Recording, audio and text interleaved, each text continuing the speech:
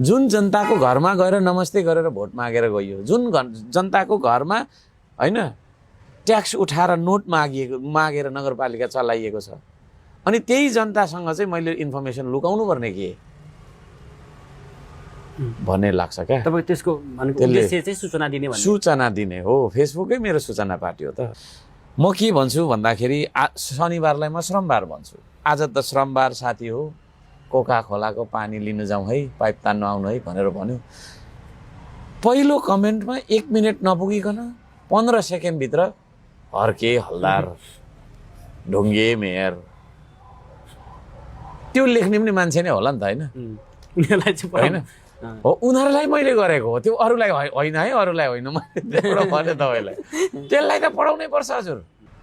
Salpa सिलिचुङको कसम खाएर, पाथीभराको कसम खाएर, पशुपतिनाथ र बौद्धको कसम खाएर अहिले पनि भनिराखेको छु, माटो छोएर हर्क साम्पाङले 1 रुपियाँ मात्रै होइन भ्रष्टाचार गरेर खाएँ भने, 1 रुपियाँ भ्रष्टाचार गरेछ भने, त्यो भ्रष्टाचार गरेको प्रमाणित भएछ भने भानुचोकको रेलिङमा मलाई कुट्नु, तानेर कुट्नु। मेरो त कार्यकर्ता छैन होइन, कसैले रोक्दैन, मसो दलेर जुत्तैले हान्नु।